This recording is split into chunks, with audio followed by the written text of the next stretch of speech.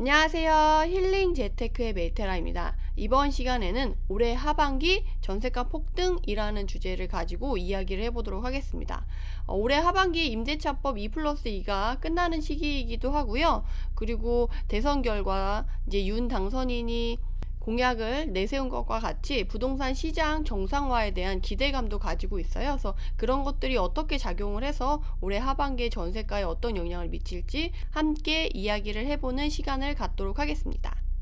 본격적인 내용에 앞서 공지 하나 드리자면 현재 메디테라의 실전 투자 현장 노하우반을 신청을 받고 있어요. 그래서 대선 이후에 지금 분위기가 조금씩 달라질 텐데 지금 아무런 지식 없이 현장에 가서 덜컥하면 오히려 손해를 보실 수가 있거든요. 그래서 똑같은 지역 똑같은 단지에 투자를 하더라도 누구는 수익을 보고 누구는 손해를 보고 같은 수익을 보더라도 수익률에 크게 차이가 날 수가 있거든요. 그게 바로 현장 필수 지식과 노하우를 가지고 있냐, 경험과 내공을 가지고 있냐에 따라서 크게 차이가 나는 건데요. 내가 그런 지식이 없다, 그런 노하우가 없다 하시는 분들은 꼭 한번 들어보시기 바랍니다. 2020년, 21년에 임대차 입법 시행하고 수도권 전체가 폭발적으로 상승했었는데 올해 여름이 시행하고 만 2년이 넘어가는 시기입니다. 맞죠? 2+2가 끝나는 시점이죠. 최근에 전세 매물도 쌓이고 전세가 상승도 더딘 편이다. 올해 여름 이후로 내년, 내후년 갱신정권 사용 후 시장으로 밀려나올 기존 임차인들의 수요가 시장에 크게 작용할 걸로 예상하시나요? 라고 했는데 저도 이 부분에 대해서 사실 되게 말씀드리기가 조심스럽더라고요. 지금 전세자들의 분위기가 어떠냐면 처음 임대차법이 시행이 돼서 전세가가 막 올라갈 때는 전세가 없을 거다, 전세 대란이다 라고 해가지고 그 공포심에 마구 사람들이 따라 올라왔어요. 그래서 그 가격을 그대로 받아주고 막 2배 됐는데도 그 가격에 받아주고 사람들이 계약을 해서 들어와서 살았어요. 근데 지금은 어떤 분위기냐고 한다면 전세자금 대출의 금리가 많이 올라서 너무 부담스럽고 그 가격 자체가 이제는 받아들이기 어렵다라고 하는 분위기가 좀 형성이 돼 있어요. 그러다 보니까 지금 전세가 잘 안 나가고 그런 분위기가 형성됐고 금리가 인상됐고 대출 규제가 되어 있고 좀 관망해보자, 기다려보자 하는 분위기가 같이 있어서 지금 전세가 안 나가는 그런 분위기가 짬뽕이 되어 있다고 생각을 하시면 돼요. 그래서 지금 2+2가 끝났다고 한다면 사실 기존에 2+2가 돼서 안 나와서 갱신정권을 써서 안 나왔던 매물, 그리고 수요자로 다시 시장에 참여해야 되는 사람들이 참여하지 않고 그대로 재현장이 돼서 나오지 않았던 사람들이 이제 2+2가 끝나고 모두 다 시장으로 나와야 되는 상황인 건 맞아요. 지금 올해 여름이 지나고 하반기 이제 8월 이후가 되면 그런 사람들 이제 갱신정권을 한번 썼기 때문에 시장에 나올 수밖에 없는 2+2가 끝날 수밖에 없는 매물과 이제 사람들이 쏟아져 나올 수밖에 없는 시기가 된 건 맞아요. 근데 여기서 조심하셔야 될 건 2+2가 처음 시작됐을 때의 시기랑 지금 상황이 약간 달라졌다라는 거예요. 예전에는 공포심에 이거밖에 없으니까 따라가야지 했던 사람들이 많았다고 한다면 지금은 전세자금 대출 이자가 너무 높아져가지고 내가 집주냐 이 전세자금 대출로 인해서 내는 이자가 이제는 거의 월세 수준보다 더 높게 올라와 있는 경우가 생각보다 꽤 많아졌어요. 그래서 이제는 얘도 사람들이 은행에서 전세자금 대출을 받아서 사는 것 자체도 이제는 월세 사는 거다라고 생각하는 인식이 좀 커졌어요. 그러다 보니까 이 사람들이 결국에는 내가 전세를 살더라도 월세를 사는 거고 실제로 월세를 살더라도 월세를 사는 거니까 이제는 은행에 전세자금 대출을 받아서 사는 건 은행 월세, 그냥 집주인한테 처음부터 월세를 사는 건 집주인 월세라고 해가지고 이제는 전세라는 개념보다는 은행 월세냐 집주인 월세냐로 개념이 바뀌었다라고 생각을 하셔야 돼요. 그래서 기존의 사람들은 이제는 전세가가 너무 높아서 이거 부담스러워서 힘들어, 전세자금 대출도 힘들어, 그리고 전세가 높아져서 이제 매매가랑 붙어있는 것도 너무 불안하고 힘들어서 나는 그거를 싫어 라고 해서 오히려 반전세를 선호하는 사람들도 생겼어요. 옛날에는 월세 절대 싫어, 월세는 없어지는 돈이고 나가는 돈이고 돈을 모을 수 없으니까 월세는 절대 안 살아,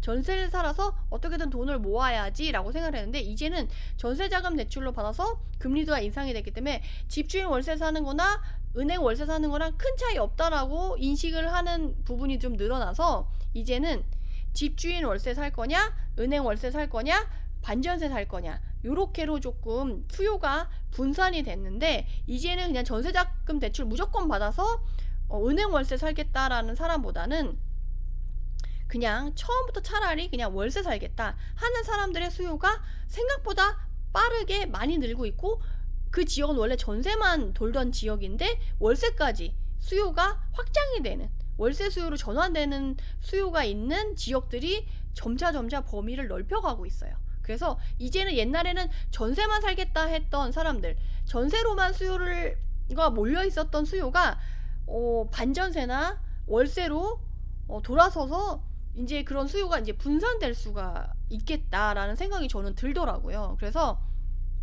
올해 하반기에 어쨌든 2+2가 끝나는 매물도 나오고, 2+2가 끝나서 어쩔 수 없이 시장에 다시 나와서 전세를 새로 구하려고 하는 사람들이 많아지겠지만, 그 사람들의 선택지가 이제는 나는 무조건 전세로만 갈 거야로 해서 전세 수요로 머물러서 이전처럼 전세가 상승을 빠르게 갈 거다라는 걸 기대하기는 조금 어렵지 않을까 싶어요. 사실은 제 생각에는. 그래서 물론 기존처럼 전세만 살 거야, 전세 자금 대출 받아서 전세가 상승분을 받아주면서 갈 거야 라는 수요가 그렇다고 아예 없거나 뭐 상승세가 전혀 없을 거다 이런 건 아니지만, 2+2가 처음 시작된 그 상승세처럼 확 올라가고 그 수요가 바로 따라오고 이런 시장은 올해 하반기에 그렇게까지 되지는 않지 않을까? 그리고 아무래도 정책적으로 좀 뭔가 준비를 하지 않을까? 저는 또 약간 기대를 그런 쪽으로 하고 있어요.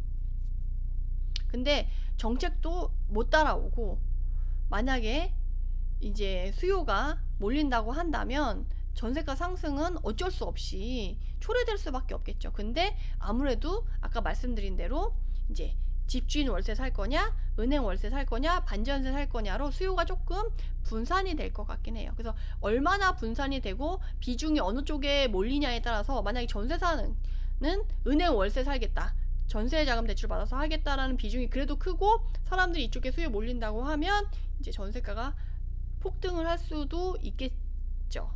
근데 그 추이는 조금 지켜보고 지역마다 좀 다르게 나타나지 않을까 싶어요. 특히나 절대가가 1억 전후여가지고 전세 뭐 2, 3억 정도 돼서 전세가 자체가 1억에서 2억 정도 되는 데는 안 그럴 거예요. 월세가 확 늘거나 그렇진 않을 거예요. 기존 전세 살던 대로 살 거고, 이제 은행 월세를 살더라도, 그러니까 전세자금 대출을 받아서 은행에 이자를 꼬박꼬박 내서 월세가 부담이 되는 분위기가 형성되더라도 그 가격대에 있는 사람들은 크게 변하지 않을 거예요. 거기 안에서도 월세를 이제 살려고 했던 사람들은 뭐 꾸준히 기존 수요대로 가긴 하겠지만, 근데 갑자기 이제 전세가가 막 3억에서 6억, 5억에서 10억 이렇게 되는 애들은, 그런 애들이 반전세를 선호하거나 오히려 집주인 월세가 더 전세자금 대출을 받아서 금리 인상이 되면 집주인 월세보다 더 많은 이자를 내야 돼서 오히려 월세로 갈아타려고 하는 수요가 좀 있을 거라는 거죠. 그래서 지역마다 좀 분위기가 달라질 거다. 그래서 그 2+2가 끝날 때는 그런 것에 대해서 조금 대비를 해 놓으시고, 어차피 지금 윤석열 당선인이 됐기 때문에 앞으로 집값이 조금 더 갈 거고 전세 가격도 오를 거다라는 이제 두려움과 걱정이 있으셔서, 이제는 난 전세 못 살고 이제 매매로 갈아타야겠다라고 이제 매매 수요로 갈아타는 수요도 조금 오히려 생기지 않을까 싶어요. 그래서 이제 전세자분들이 그때 이제 매매로 갈아타냐, 은행 월세보다는 집주인 월세를 사겠다, 아니면 차라리 반전세를 선호하겠다. 지금 세금적으로도 임대인들도 반전세를 좀 선호하는 분위기로 바뀌었기 때문에 아마 그렇게 조금 비중이 갈려서 수요가 좀 분산되지 않을까 싶긴 해요. 그래서 작년처럼 재작년처럼 처음 시행될 것처럼 폭등할 거다 라고 저는 설마 대비를 아무것도 안 해줄까. 그리고 금리 인상이 생각보다 크기 때문에 그렇게까지 폭등하는 걸 전세자들이 그대로 받아줄까라는 것에 대한 의구심이 조금 있어요. 그렇다고 상승을 전혀 안 할 거다 이렇게 생각하진 않지만, 이미 너무 많이 올랐기 때문에 3억 하던 게 6억 됐어요. 6억 하던 게 12억 할 수는 없잖아요. 그리고 매매 가격 자체도 그렇게 올라가지 않았고, 그리고 뭐 3억 하던 게 6억 하면 이제 거기서 뭐 이전처럼 2배로 올라가긴 어렵고 이제 매매가 올라간 만큼 조금 더 상승하긴 하겠지만 작년 재작년처럼 이렇게 폭등하기에는 쉽지 않다. 저는 조금 약간 그렇게 생각을 해요. 그래서 한번 좀 지켜봐도 좋지 않을까 싶어요. 근데 지금 전세도 어쨌든 보면 지역 안에서 전세 수요가 진짜 안 돈다, 전세 잘 안 맞춰진다라고 하는데 사실 정말 파보면 수요가 없는 건 아니에요.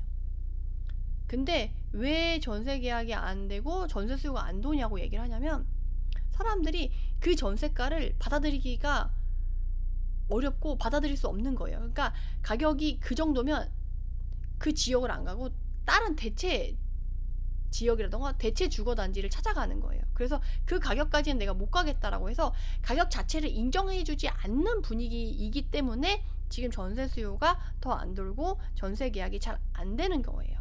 그러니까 지역적으로 가보셔서 제가 사장님들한테 여쭤보세요.